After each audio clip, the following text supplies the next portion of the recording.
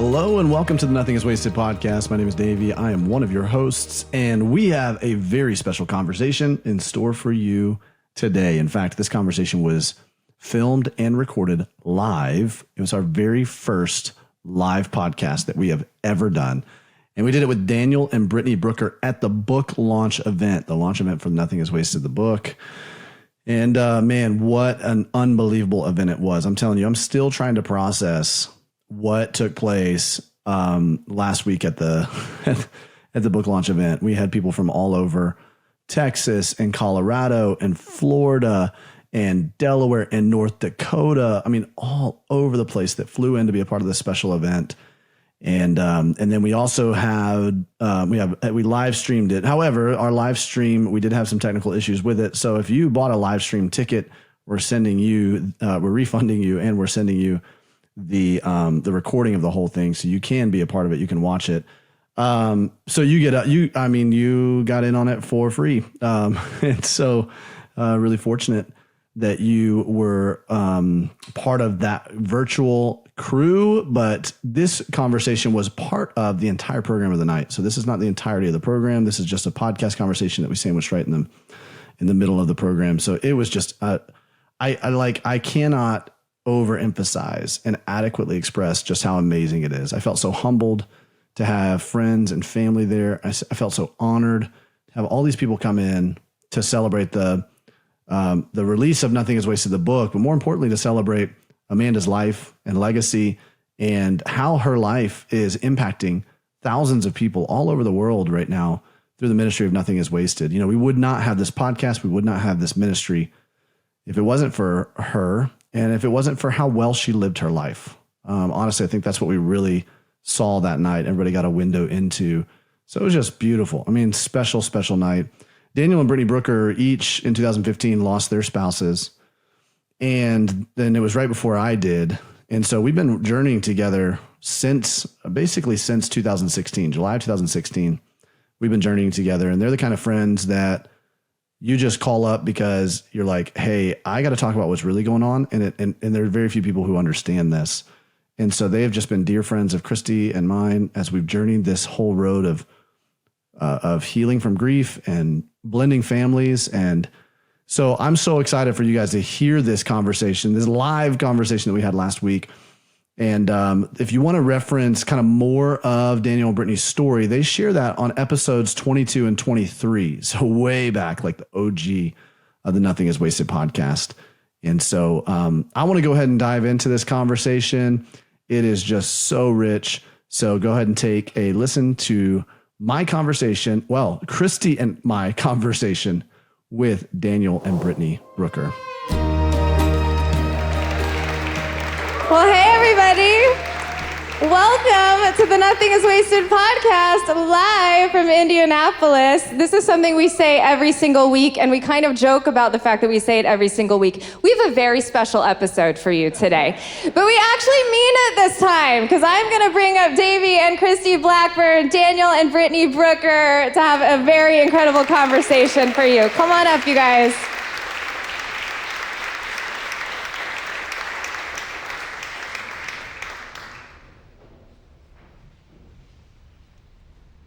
Well, everyone, this is special, very special. I don't know if I'm going to make it through any of the night tonight.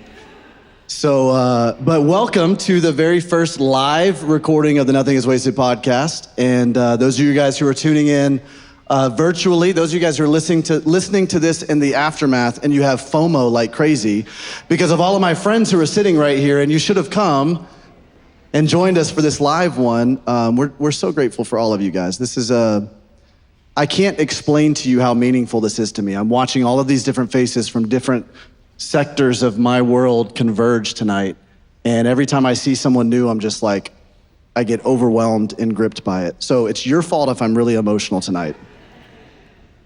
But I'm so grateful for each one of you guys. And, I know that there are people over here just telling us, hey, we're so grateful for you and the story. And Kristi and I are both literally like, no, you don't understand. We're so grateful for you.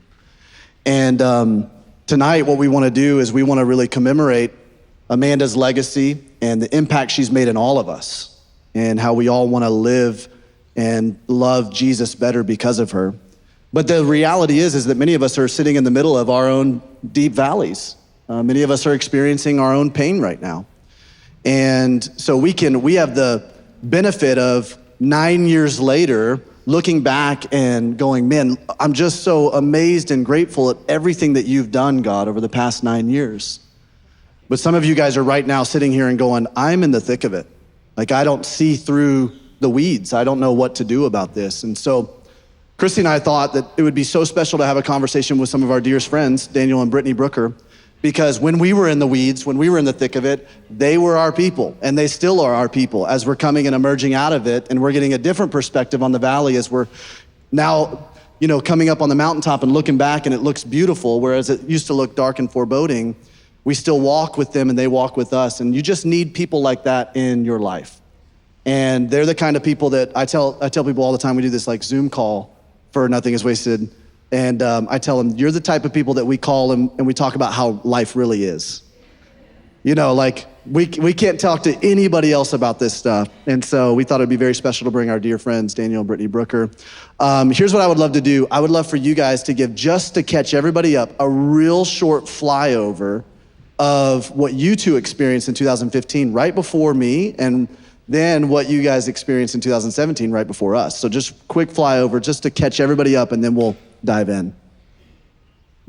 Well, first, Dave, we're just so honored to be here, man. To look back and to realize the journey that we've been on as friends, it's an honor. So I want to say that before anything else. I'm so proud of you, man. I love you.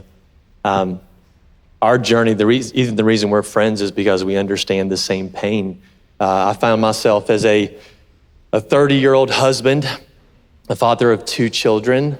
I found myself running down a hospital hallway because the doctor told me I just had minutes left with my wife, my 28-year-old love of my life. And I run down this hallway and realize that I have to say the things I have not wanted to say in any situation, the things I had kept in my heart. I had to say my goodbyes to my summer camp sweetheart. And I began to whisper that into her ear, and the moments that followed that changed my life. At the moment where everything fell apart, where the love of my life passed away, it wasn't that she went to heaven. Heaven came down to that room and met her there and me there. And all I could do was step back and put my hands up in worship and surrender. I didn't know what my life would look like, but when that happened, I knew I was out of control, and the only one that was in control was in that room. It felt like the presence of God was so thick. It was like the comforting weight of a father's hand on your shoulder. And so I walked out of that hospital that night, probably 3 a.m, with nothing looking familiar. I realized I had to go home and tell my 3 and 4-year-old children that mom wasn't coming home. And I began this journey of trying to figure out what was up, what was down, what does life look like now? And I had amazing community that showed up, but I had no widower friends to step into my story and be a guide. And so 2 years later, Davey stepped into my life, and it changed everything about my life. Not only did he understand what I had walked through, but he had the same desire to honor God in his response to it, and was doing an amazing job of that. So to have borrowed courage from a fellow widower set the stage for even being here tonight, honestly. Yeah, so in 2015, I had the day that changed my life forever. I was 25 years old. I had 3 kids under the age of 3. Yes, we were crazy with 3 kids underage.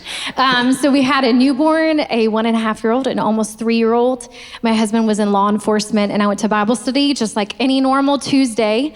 Told him that I loved him and I hope he had a great day. He was perfectly healthy 30-year-old man. And hours later, I found myself running through a hospital doorway, and they pulled back the curtain, and a doctor looked at me and said, Patrick died. His heart stopped beating and we don't know why. And in that moment, I became a widow at 25, and my entire world just shifted. It's like the God that I knew before and I had heard about my whole life became the nearness of God was my good. And I remember thinking, how can I be in so much pain yet experiencing the presence of God? But it was God's people that had found out a half an hour before I found out that my husband passed away, that we had people praying all over the world for that news and for that moment that God would carry me and that he would hold me as I went home and told my kids that daddy's in heaven with Jesus and he's not coming back. So we entered the journey of grief and the journey of joy and sorrow in that road that you walk, in every death of dream that you can ever imagine happening. And yet God was faithful through it all. And so it's so crazy that when you walk through pain, it's like all of a sudden you notice other people walking through pain. I don't know about you, but it's like when we were looking for a car, you're like, wow, has there always been this many Ford Explorers? Or have I just missed this? You know, it's when you're aware of something, all of a sudden your eyes are opened. And so as all of us started walking through our pain, it's like God kept bringing other people walking through their pain into our life. And it's not like I could sit there and be like, you're going to be fine because y'all, I was drowning in the pain. But I could sit there with him and say, my God is being faithful to me and he is going to be faithful to you. Let us cling to him together. And so years later, as we were walking this journey of pursuing Jesus, as we walked the road of joy and sorrow, I looked to my left and saw another man, a widower, doing the same thing of clinging to Jesus, hearts and eyes set on eternity. And it's so funny because it's Daniel and ours story is not because of what we had in common through death. It's what we had common in hope in life after death, which is living for eternity in all things. And so we were on the same path and joined hands, pursuing the same thing and going, we do not want to waste the life that God has given us. So good. And Daniel and Brittany got married just a few months before Kristi and I got married. And so I called Daniel when I knew that I was going to propose to Kristi. And I don't think you knew at the time I was about to propose. I'd already made my mind up. I was going to do it. So you thought I was asking like, hey, do you have any advice or counsel? And I'm like, no, I'm doing it. Like, It's more of an announcement. yeah, I'm just telling you right now, and you got to help us figure. But they've just been tracking. We've been tracking on the same journey. So it's just great to have people that you're walking alongside with. And the reality is not everybody in here has lost a spouse or lost somebody in their life, but you do have pain. Pain, as we say, is the common denominator of life. And it's very difficult to figure out how to traverse that pain when you're in that valley. And so, we want to just be here tonight for, the next 30 minutes and just be a help to you and provide some hope to you in this. And then, of course, my lovely wife, Kristi, who's here. By the way, I just will say this. Kristi's episode on the Nothing is Wasted podcast is still the most listened to episode of all time, episode 100, where she shares her story and a very painful journey that she has had to go through. And God has done some incredible things to build her into the woman that she is today. And I just have to acknowledge this because this is such a kingdom thing. Kristi is the mastermind behind the entire night tonight. So everything you're experiencing tonight, everything that you have enjoyed, everything it's her brainchild. And how many people do you know would say, hey, I'm gonna go ahead and take the banner of championing this night that commemorates my husband's late wife. That's kingdom right there. That's kingdom. And so I'm just so grateful for you, and I'm just so honored to be by your side doing this. And we want to talk a little bit about pain. So I'd love to just talk to you guys because we're dealing with it right now. And the temptation, I don't know if you guys feel this, but the temptation is to try to do whatever you can to not really lean into the pain. It's just to try to numb it, to escape from it, to run away from it. What did you guys do early on in each one of your journeys to decidedly choose to lean in when everything inside of you is screaming, no, I've got to get out of this? Yeah, so I think the biggest thing in pain is often we want to feel the pain instead of feel the pain, right? In our culture, we really have an idol of comfort. Even in the Christian world, we are running after comfortable things. Even in motherhood, we can desire comfort for our kids. We don't want them to walk through pain. But often pain is the tool that God uses to get after our hearts so that we can know the ultimate comforter, which is found in the Holy Spirit. Yeah. So I think for me, something that I had to really watch was that I had to feel the pain in order for God to heal me. You cannot heal unless you admit that there's a hurt. So in the difference between the hurt and the healing is one word, and that is hope. And the only way that we can go to the healing that is found as Jesus is when we were hurting and when you are feeling all the pain, the rejection, the loss, the grief, the questions. I mean, I asked so many questions and I had so much anger and hurt, but you don't stay there. You literally feel those things and you say, God, would you enter that right now? I am giving you it all. God, will you come and will you meet me in this feeling and in this pain? And when we do that, we have the living hope of Jesus. That's right. And he brings us on a journey of hurt to hope to healing. And for me, I had to wrestle with the fact that I don't want to feel this pain, but the only way that we are going to go and get healed is if we feel the pain and ask God to enter in that. That's right. That's right. So good. No, when I think about just even pain, you know, when we met, I just resolved to the fact that like my life was going to be full of suffering. And so, you know, it's a bad place to sit. And it didn't even hit me until I was reading in Genesis where Jacob, he meets Pharaoh and, you know, he's introducing himself and he says, I'm a man of few years and my days have been unpleasant or evil or dark. Those are the different translations. And I remember reading that crying, like saying, this is, if I were to meet the Queen of England or the President of the United States or, you know, how are you going to introduce yourself? And Jacob identified himself as a man who had a very hard life. His identity, how he introduced his identity was based off of that and suffering. Wow. And I related with Jacob. That was where my spirit was at. And so for me, I looked at his son, Joseph. And I wanted to be more like Joseph because when his brothers apologized to him for doing what they did to him, putting him into slavery and selling him into slavery, and the only reason they did that is because they were jealous because he was well loved. That was his suffering path. Wow. And I think about that suffering path right there, and I think about all the things that happened to him and everything that, again, like he was imprisoned, he was, you know, a slave, all this other stuff. And his response at the very end was his identity. It said, what you meant for evil, God meant for good. And his identity was placed in what God was going to do in the story. And God got the glory. And so for me, when I met Davey, I ran away from my pain.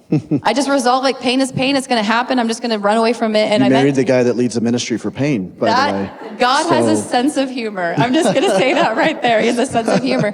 But meeting Davey and watching him step into his pain and feel all the feelings. And I mean, he said he was a moody kind of guy when we met and when we were dating. I was like, oh, I don't do moody. Like, we're not going to get along. There's no emotions here. But what he meant was he feels his emotions hard when they come, and then he lets them go and he processes them. And so watching him do that and a man to cry consistently in front of me, I couldn't cry. And so I told him, I go, you're the one who caused my face to start leaking. I don't even know what this is. And so watching him run into the roar, like that's what we call it, running into the roar, handling what he's handling. Anytime he felt sad about Amanda, just stepping into it. And it was neat to process that with you. Yeah, that's so cool. There's a strength there when you begin to actually embrace what is going on inside of you rather than trying to callous up and trying to, you know, bow up and act like you don't have anything, you know, any hurts, any pains, any weaknesses, and it's quite the opposite. You know, in God's kingdom, things are work in reverse. That really the way that we experience a true strength is in our weakness. It's in our weaknesses that he is made strong and his strength is made perfect in our lives. And then the world then begins to, it's crazy how this works. The world begins to see strength in you because you're willing to be weak in front of people. I don't understand how that works. People come up to me and they're like, you're so strong. You're so strong. I'm like, no, I'm not. I'm a mess. I'm a weeping mess. But there's something about the way then, it's almost like when scripture talks about they'll see your good deeds and they'll glorify their Father in heaven, right? And that's really what our life is about, is this journey that we are on that is giving God glory. And in the midst of that, he's not this puppet master God. He's not this narcissistic megalomaniac God. In the midst of him receiving glory in our life, we receive joy. But we can't feel that joy. If you guys listened to the episode of the Nothing is Wasted podcast, what was it, last week with my counselor, Dr. John Walker, he said, you can't selectively numb. If we can't feel, we're not going to feel that joy and experience that joy if we're not willing to embrace the pain of what we're walking through, because there's something about that pain that chisels away some of the idols, as you mentioned, in our life, some of the things that are keeping us tethered and trapped to this world. And as we begin to lean into that with the Lord, our eyes get lifted. We have a new perspective on eternity. And then we're able to walk through this in strength, not our strength, but his strength. Yeah, and if you don't do the work now, your future relationships will pay the price for the work you refuse to do right now. Wow. Yes. So if I had chosen to ignore my reality and just ran from it, you wouldn't have put up with that. You wouldn't have entertained a relationship with me, right? And I would have missed out on such a gift that God was trying to provide. Same thing with your story. If you had refused to do the hard work, feel it instead of feeling it, then the person that shows up down the road, your children, the people around you are not going to be blessed by that failure to dig in. Yeah, generations are affected by hurt, but also generations are affected by help and healing. So often we say hurt people, and that does not have to be the narrative for a child of God who has the living hope of Jesus, is that hurt people can help people. That can be the narrative. And we affect generations. All of us can look at our line with our families. I can think of a grandmother that I never met, that I knew that prayed for me, and I am reaping the benefit. So you think of that in healthy circumstances, but we also think that in unhealthy circumstances. And so in your time of pain, generations are on the line of how we respond. And you know what? We don't have a choice in our circumstances. We have a choice in how we respond to our circumstances. None of us on the stage would have ever picked the story of our lives. I would have never picked my boys to walk through what they've walked through. But the reality is I can't choose what happened to us and what didn't happen to us. I can choose my perspective of what happened to us. The story of your life is hard, but we have the choice in our stories to see the goodness of God, even though the stories are hard. Wow, so good. Well, friends, the wait is finally over. The Nothing is Wasted book is out and available now wherever you buy books. This story is not just Amanda and my story, but it's a part of a bigger story, a story that I promise you, as you read it, it will remind you that in your story, nothing is wasted. Listen, pain is real, life is hard, but my hope is that as you read this story, you'll be able to see the ways in which God is showing up for you, and he's walking you through, sometimes carrying through the valley, no matter what you face, and that he always is with you. I'm so grateful for you being a part of this Nothing is Wasted community and for you being a part of my healing journey.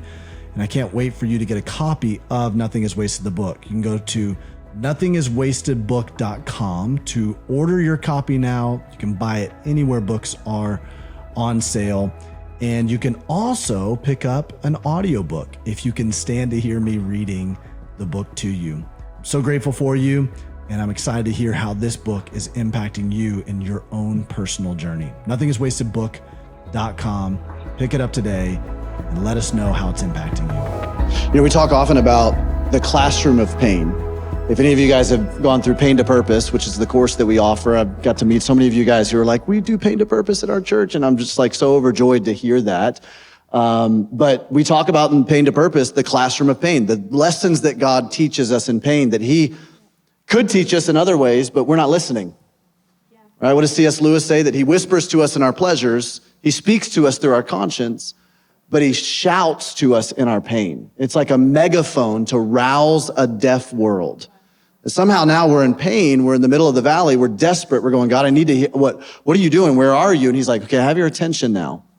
And so there's certain lessons, almost like hidden treasures that he has available to us that we would not otherwise learn if we weren't walking through pain. I'm curious for you guys, what's some of those biggest, that's always what I'm trying to mine for, the Nothing is Wasted podcast. I'm always trying to mine for what is the unique thing that God has taught you in the midst of this, because it's going to benefit us too. Like I want to, you can learn from experience, like wisdom comes from experience. Did you know that? But it doesn't have to be your own personal experience. You don't have to learn it the hard way. You know what I mean? Like you can learn from other people's experience and wisdom can come. And that's a way to avoid avoidable pain. So I'd love to learn from your wisdom, the classroom of pain that you guys have all gone through. What are some of those hidden treasures that you've been able to, the Lord has really uncovered, and you're like, if I had not gone through this season, I would not know this, see this, experience this, be this right now? I think we tend to avoid the very places God promises to meet us. whatever you've walked through, just imagine that thing that put you on your knees, on your face in your living room, on the rug, that probably you never thought you would get to that point in your life. Something broke you to that point. I know that happened for me and for everyone on the stage, I'm sure. And I found that God met me there when I finally admitted that I had no clue of what to do to fix this. When I fully surrendered that and said, God, here's all the scary stuff in my heart. I just need to acknowledge this out loud. I need to say it instead of trying to stuff it down. I think we are conditioned to be very careful about who we let into our heart. That's good for some reasons, but when you apply that to your relationship with God, I don't think we even realize we do that. We're so careful with our heart. We don't feel like we can trust anyone, especially if something traumatic has happened. Like, God, can I trust you with this? Can I trust you with this story?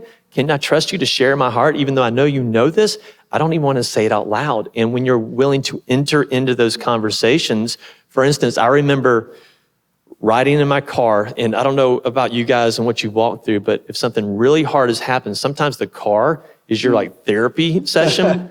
Yeah. That's the place. And for me, it was music up loud, windows down, and just ride. And it's usually without kids. Yes, without kids. Without kids. But now I have done this with Maybe some kids. Chick-fil-A or something too, Maybe you know? some Chick-fil-A in the cup holder. But I remember saying, God, like, why? Like, I mean, this is the microphone version. I'm talking about screaming, God, why? Why is this my story? Why did you ask me to do this? I'm not able to handle this. I can't carry this. And I felt myself shift from why to God, what? What do you want me to do with this? I cannot waste this. I cannot go through this and be the same. What? And it took me screaming this out, riding through whatever neighborhood I was in, and just getting real with God. And I'd avoided that place. It took me months to get to that question and get to that place where I could just let go and let God in. And I think when you're willing to go there, there are things that start to happen that you realize, hey, God, I've never been in control, but I'm acknowledging that, and I need you to respond right here. It's interesting that and I'll let you guys continue in a second, but I just want to underscore that this idea of you have to come to a place of surrender. Yeah. Like that's a turning point for every single one of us. And that's like, I know for me, when I look back on the story, and I had to come to a place of surrender where I was like, okay, there are things I'm trying to control through this process. And I'm trying to like guide Jesus through the valley of the shadow of death right now. Like, because all of this has reminded me about all the things that I'm out of control of. And my coping mechanism is, how can I control anything that I can control, right? And Jesus is like, guess what? I've walked through the valley. I know the way through the valley. I will guide you through the valley. I'll be a voice whispering to you, this is the way, walk in it, as Isaiah 30 says.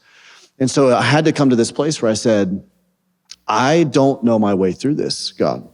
And I surrender. And we each know when we've actually surrendered. Like, you know, when in your heart you've fully said, all right, God, it's yours. It's not mine. I trust you with whatever you want to do with this. And that's a pivotal point in each one of our journeys. Then the Lord can rush in and go, okay, cool. Now that you're letting me take control here, I'm going to guide you through this. So anyways, you guys, what are some of those treasures? Kristi, tell us a little bit more about that, the treasures in the darkness, because oftentimes when we see the treasures that people get in the dark places, but it's messy. Like, it's not this perfect packaged thing. Surrender is messy. So what did that look like in your story? You know, I think back to when I was in college and I was in a campus ministry, and our director, he was David Burns, and he looked at me and he was saying, like, Kristi, these are all the great things about you. And then he said, but you have a big butt. I was like, hey there. Wait, hold on a second. That's very awkward. Excuse me? But he was like, let me explain. Like, you have trust problems. You have trust issues. And at this point, here I am as, you know, a 19-year-old girl whose father just left, hasn't been back since, haven't talked to him since. And I'm trying to just figure out, like, and I didn't want to be a victim. So I'm like, I wasn't abandoned. He left. It's not about me. And my counselor had to tell me, like, you were abandoned. You were a victim. I'm like, no, I don't want to have a victim mentality. And they had to really put that in me of like, the reason why you're responding in your relationships the way you are is you're leaving before you can get hurt. You don't want to be abandoned again. and you don't trust God as your heavenly father because you haven't experienced an earthly father who's trustworthy. And they said, you need to learn how God is trustworthy. So you think about Abraham and Isaac, and Abraham is told one time to take his son and to sacrifice his son, and he says, okay. He just trusts. And then that's when we see that God is Jehovah Jireh right there, that he's the provider. And so they said, you can do the same thing. You can ask God, hey, this is who you say you are. Here are your promises. And you can pray the promises over and say, hey, please, God, show me how you're Jehovah Jireh. Show me how you're my provider, my protector, my healer. And what was so beautiful is the things that a dad would normally do for their daughter, God did for me. He bought me one of my first cars. Someone gave it for free. They said, God told me to give this car to you. I mean, I can go through the list of how God provided for me.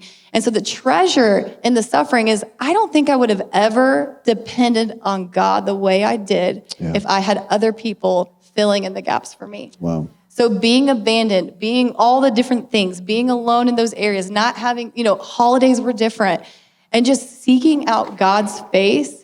He showed up in so many tender ways I've never experienced before. And so my relationship with the Lord has always been so dear because of the fact that I didn't have, that I was without. And I love that, Kristi, because you saw God in the valley. Yeah. And I think so many times our eyes and our focus, our perspective is on the grave. It's on what we've lost and what we feel like we'll never have. And I don't know if you've ever thought of this perspective, but even as we walk to a grave, right? If I am looking down, the only thing I can see when I go to my husband's grave is his name and our pain and what I've lost. But if I just look up 6 inches more, I look around and I see hundreds and thousands of people who have been affected by their pain in their life. And I think that the treasures in the dark places and seeing God in our hard pain, the place of surrender turns us from our perspective, just looking at our pain, to moving on and seeing there's a bunch of people who have walked through pain. I am not alone in this. And that God has been faithful to them and he will be faithful to me. So what did that look like in your lives? How did you see God in the valley when you moved from the place of looking at the grave to surrender and see that? Hi friends, I don't know what brought you to Nothing is Wasted, but I'm guessing it's your own pain story. In fact, you may have recently found us and the work we do because of your own trauma, tragedy, or major life transition. You may have recently gotten the phone call with an unexpected diagnosis, or lost a loved one, or found out about your spouse's sexual betrayal. Your grief may be fresh, and you are left wondering, what do I even do now? I've been there. And we know the early days after loss, receiving the diagnosis, getting that unexpected news, learning about a betrayal, or whatever you are facing, life can be disorienting and difficult. It's hard to think about anything but how to survive from minute to minute in your new normal. We want to help you as you enter into a life very different from what you had imagined. We know that our Pain to Purpose course is so helpful for those who have had a handful of months to process their pain. But we knew we needed something for those who had just had their lives flipped upside down. And so we have created a new 4-session mini course called When Everything Changes, navigating the early days of loss, trauma, and tragedy. In this course, you will hear from me, as well as our Nothing is Wasted co-host Aubrey Sampson and our founder, Davey Blackburn.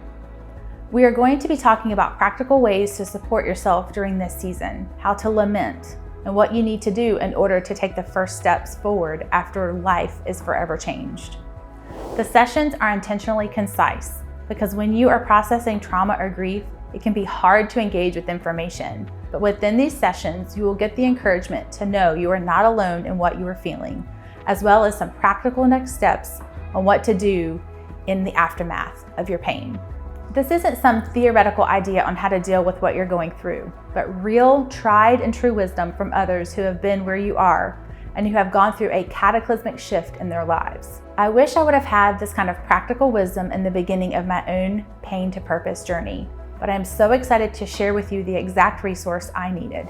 And you can go to nothingiswasted.com/everythingchanges and purchase this course, or better yet, join Community Plus at nothingiswasted.com/community plus and access this plus all of our other resources immediately. I am so sorry for the pain you're walking through. And I want to encourage you that you can walk through this with hope when everything changes.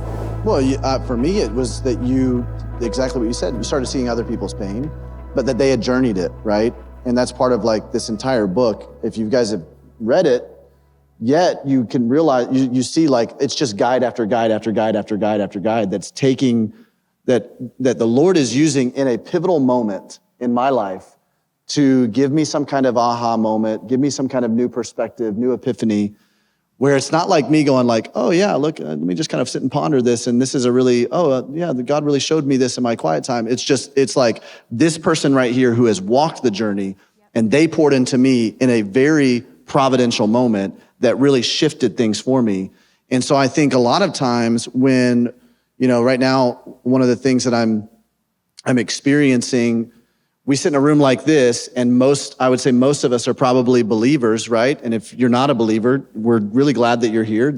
You can belong here before you believe. That's part of the culture of who we are as a family of believers, right? And nothing is wasted. But I think one of the things I'm experiencing as I've been doing some media appearances where I almost have to shift my mindset, and I'm talking to people who are not believers, and in some level trying to convince them that there is a God that they cannot see that will step in a very timely moment in the middle of your story, and if you'll just let him. And that feels very ethereal, doesn't it, to someone who doesn't believe? And so I'm going, no, but seriously, it really but let me, and I think sometimes people are grasping and going, well, I didn't feel God. He didn't show up to me. I didn't hear an audible voice of God. And I'm going, but look at all the people that he brought into your life.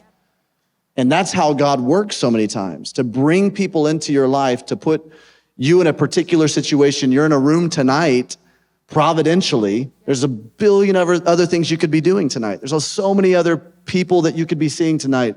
You could be watching the Olympics tonight. Right? But you chose to come here providentially because God led you here so that you could hear something that would shift something in your story. Yep. And it's when we start to open up our hearts and open up our eyes to that's when we begin to see God show up in our lives and really take us through the journey. And having the lens to see that, I remember one night it was real. I mean, I had these 3 tiny little babies and I'm like, God, you promised to be a father to the fatherless and I'm bathing my babies alone, okay? I am exhausted. I am worn out. How are you being a father to the fatherless right now? How are you being a husband to the widow? Because I am worn out. My soul is worn down. And I'm telling you that the presence of God was so thick in that room, in the desperate cry of my heart, in the brokenhearted, he was so near. And it says in the word of God that his nearness is our good. And he is near in those broken places. In Psalms 119, it talks about, I would have perished in my affliction if it wasn't for the word of God. And I'm telling you that I would have perished in my affliction if it wasn't for the word of God, because I did not always have the eternal perspective. I did not always have that hope right in front of me. But every time I opened up the word and I said, God, would you speak? God, would you come? Would you be near? He reminded me of his goodness. He reminded me how he was being a father to the fatherless through the precious family that brought a meal that night.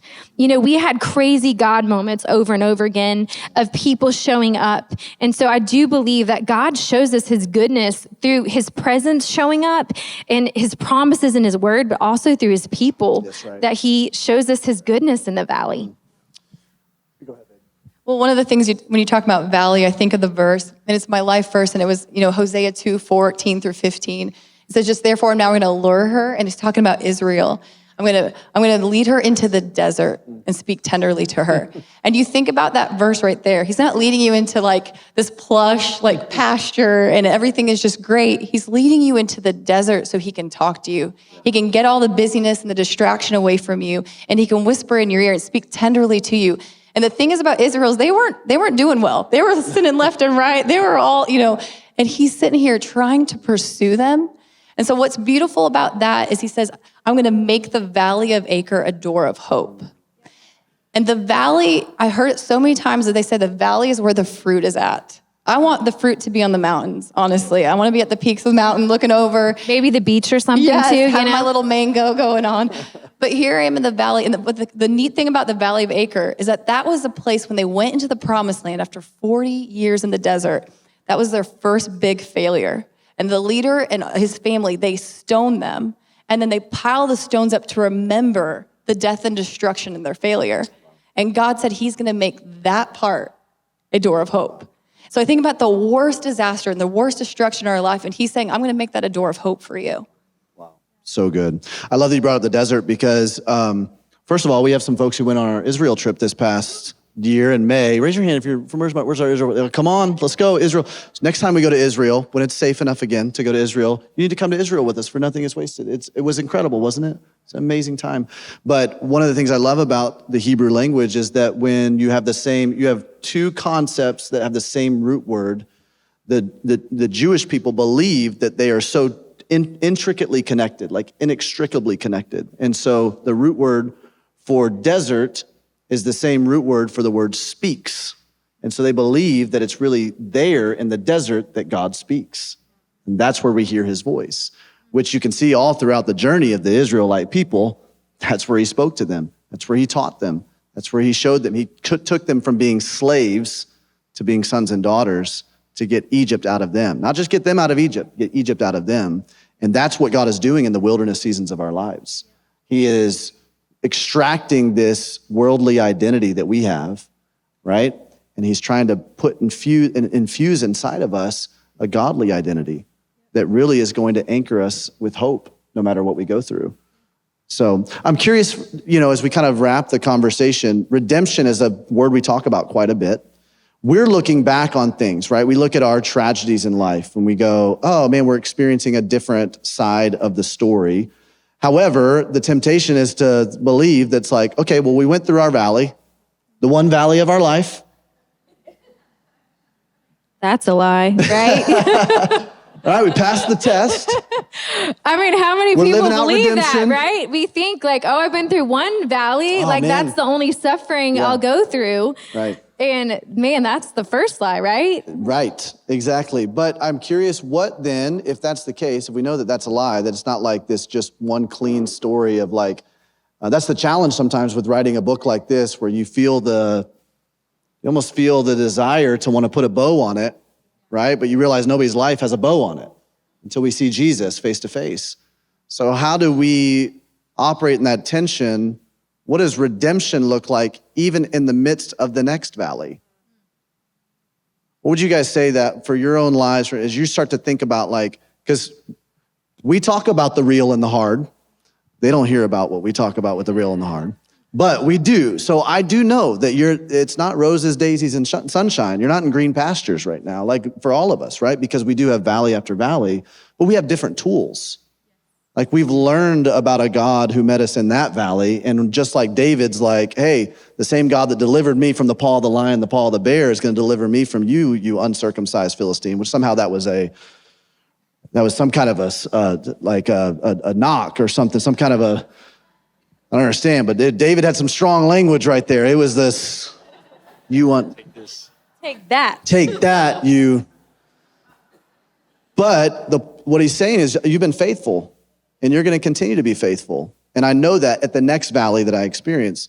So how do you understand, what is your understanding of redemption, even when you're on other valleys? I think redemption is knowing that you will continue to face those hard things and knowing who you need in those. So redemption says, God, I acknowledge my weakness, but I know that you've provided for me now. You've proven to be faithful, and you're going to continue to do that.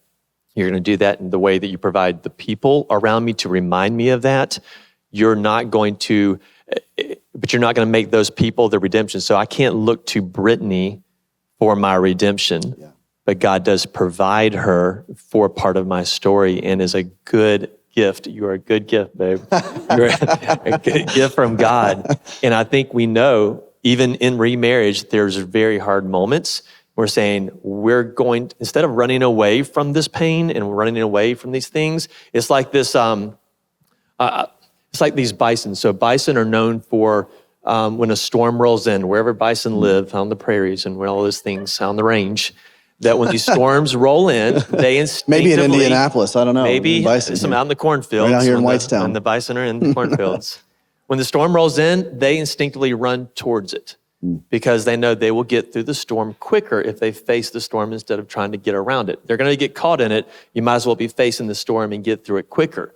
And I think that's what redemption looks like, is saying, God, I know I'm going to face the storm. I see it, or I don't see it, and there's one coming down the road, but I am willing to walk towards it with you in my life, and with you saying, I will make it with you. That's kind of what it's looked like. We know we're going to face hard things still, unfortunately, but we know that God's proven to be faithful in our storms, and he's going to be there for the rest of them.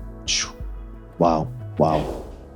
Hey friends, I don't know how long you've been a part of the Nothing is Wasted community, but I know that you are someone who values seeing transformational changes that can come out of the deepest depths of sorrow and pain. I'm sure the stories you've listened to on the podcast have been an encouragement to you, perhaps in your own story, and a beacon of hope in the long journey of healing. Would you like to see that kind of transformation, that kind of hope arise in your own community? Well, we have just the way for you to be a part of what God is doing in not only your story, but also in the stories of those around you. Consider sharing with your local church pastor and leaders, or perhaps your small group leader, about the Nothing is Wasted Pain to Purpose course. This course is a proven pathway to lead people through grief, trauma, loss, tragedy, major life transition, and into hope, healing, and newfound purpose. And you could be the catalyst that starts that process in your very own church by simply starting the conversation with your church leaders and letting them know about the incredible impact this course has had on you and can have on your local church body. We have countless listeners who have approached us and asked us for resources to get the Pain to Purpose course launched in their church. I've had multiple personal conversations with people as we've been connecting with their church leaders. And you can do the same thing. You can learn more about this at nothingiswasted.com/churches. Again, nothingiswasted.com/churches. And reach out if you have any questions on how to get the Pain to Purpose course started in your local church. With the right tools, real healing can happen in all of our stories and in the local church body that we attend and that we serve in. Don't wait. Learn more now about bringing the Pain to Purpose course to your church today. Yeah, I mean, I think it's so neat how scripture over and over says that God has redeemed my soul. Have you ever noticed that? He doesn't say it is redeemed and made my whole life easy and all these things, but he has redeemed my soul. Have you ever thought how different your soul is now because of the pain and the suffering you've walked through? Have you ever taken a moment to think, man, my soul is so different? Because not just because the pain I went through, but because Jesus was near through the pain I went through. Because we can go through pain and we can come on the other side bitter, or we can come out on the other side better. And the worst part and the biggest danger of walking through suffering is getting out on the other side looking the same as we were walking through the pain. Man, I don't know about all of you, but like in my life and in my pain, I was like, God, this is too painful to be wasted. God, would you use this for your glory? Because this was so painful. And I have seen that God has redeemed my soul. He is the redeemer and he is the rewarder of those who seek him. And so the treasures that we find, the reward is found in him, and death cannot steal that. Money cannot buy that. Yeah. Nothing can take away the legacy and the eternal gifts that we have found in the person of Jesus. And so no matter what we walk through after pain, when we have experienced Jesus as a redeemer, he never walks away from us in the pain. And so we can look back and see the nearness of God was our good, and that I can look back and see the goodness and mercy has followed me all the days of my life. That's right. And sometimes we have to look back. And in the moment, we don't see all the goodness, but we can look back and say, look how God did this. And look how God did that, because he is my redeemer and he has redeemed my soul. Wow. Yeah, when we were talking about redemption a lot before when we did a podcast together, and one of the things that I was looking at... Which releases in a couple of weeks, by the way. Yes. So... But one of the things about redemption is the first time... That was a shameless plug for the Nothing is Wasted podcast. There it is. Sorry. But redemption, when it was actually the first time used in the Bible, the Hebrew word for it meant to buy back as slaves. And I think about Jesus, and I think how he redeemed us and he bought us back from being in slavery. we tend to just want to be in slavery. We don't even realize it. Like, we're supposed to be in the world, but not of the world, but we are slaves to all the things in the world. And so I think about the redemption that we receive. What's so beautiful is it always sets our hearts on eternity. So all the suffering we receive. One of the podcasts was with Johnny Erickson. Tada. I can never say her last name, Tada.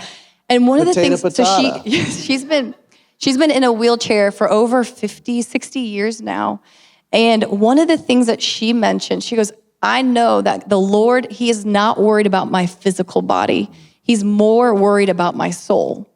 And so she knows that whatever was brought to her for a reason, because he cared for her soul. And she could trust God in that way. So I think in the same way, redemption just looks like, well, who's getting the glory and where is our hope and our eyes set on? Yeah. So good. So good. And it looks like this tension, I don't know, in all of our lives, the tension between this world and heaven.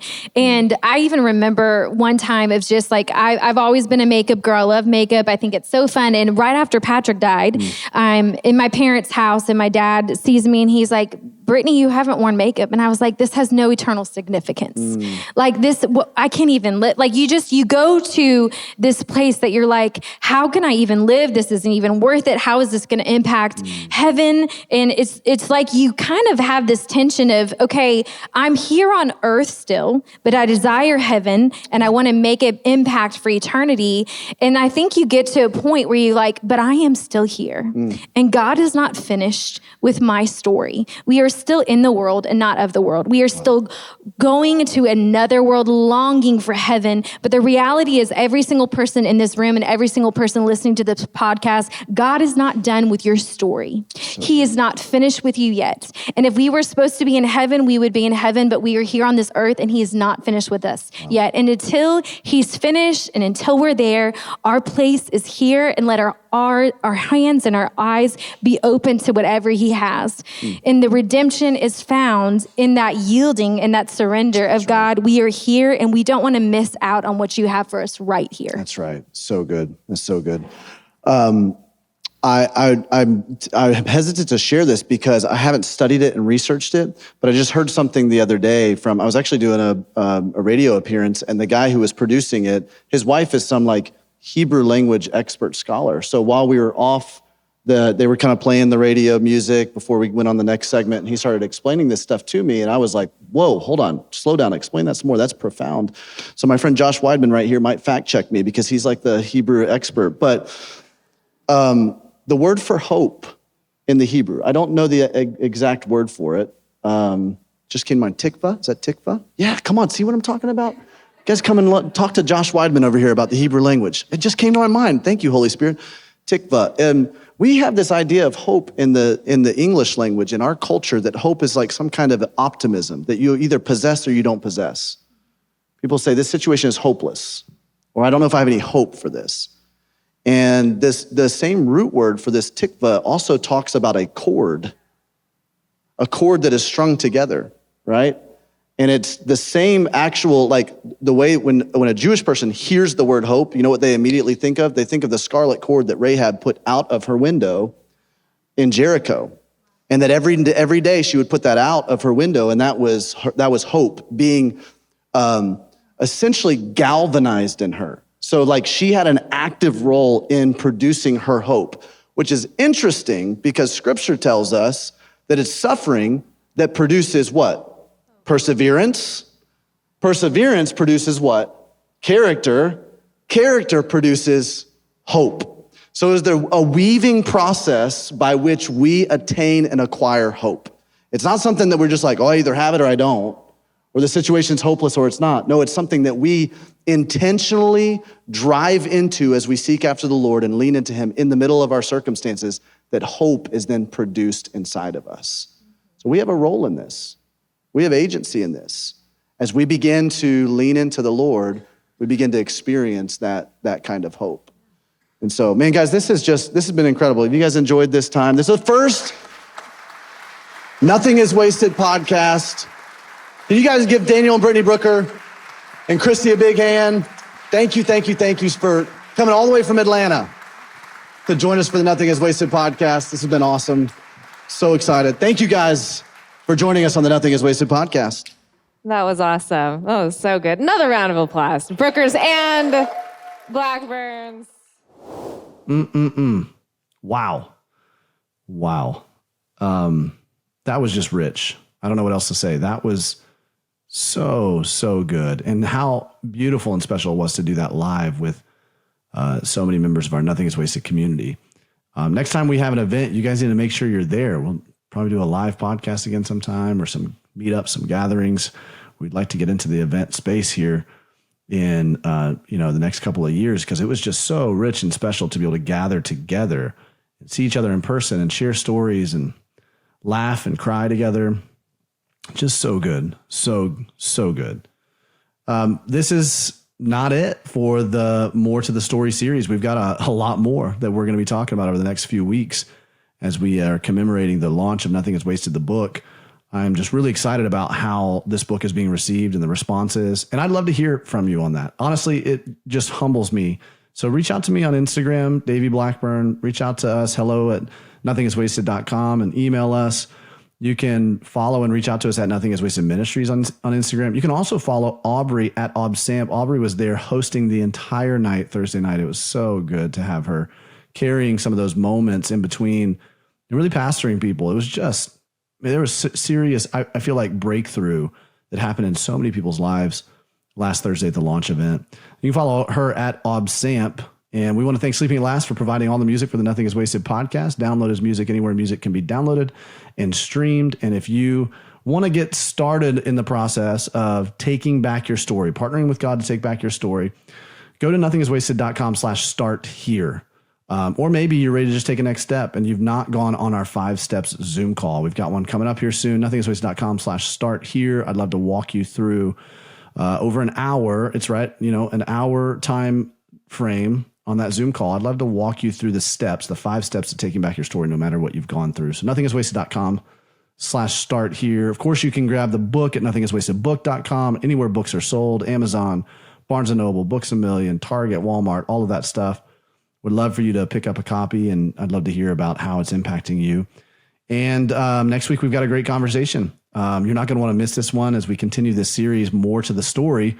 So go ahead and take a listen to a little clip from this conversation in the next installment of the More to the Story series. And so I just thought, well, what are you supposed to do if you're going to teach your generation how to suffer? I was like, well, you better take good notes on whatever you learn. So I just decided from that day forward, I was going to write down every day anything that was revelation God gave me, anything that sustained me. The way I describe it, this feeling.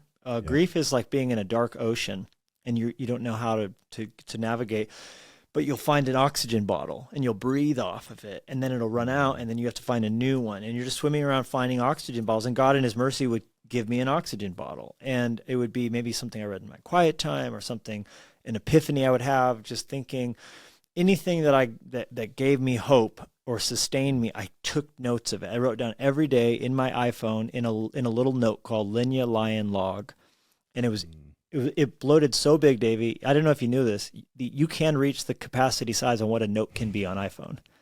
Because mine said, you cannot put any more in. I think it was 100,000 words or something like that. And that was the beginnings of the book. I just didn't know I was writing a book at the time until a year and a half later. My then assistant sent me a photograph of Linya that I had never seen, with her eyes beautiful and painted with colorful art. I'd never seen it. And of course I get the email, download it, and I start sobbing. But then all of a sudden I go, dang, those eyes, those are the eyes that now these two people, because we donated her corneas, they see through Linya Lion's eyes. And I remember writing down in my log that day, I got this photo. It encouraged me. If I ever write a book about Linya, I will call it Through the Eyes of a Lion. And on the book cover, I'll have these eyes, and I will have above it a pair of lion's eyes, because Jesus is the Lion of the tribe of Judah. And I'm telling you, that's the book. That's the cover. Wow. I've never done that. Like God gave me exactly how the book cover was supposed to look. And now here it's like printed in multiple languages. We got a kid's version out. It's been touched around the world by people who are in pain, but it was like all downloaded in a moment from just looking at that photo.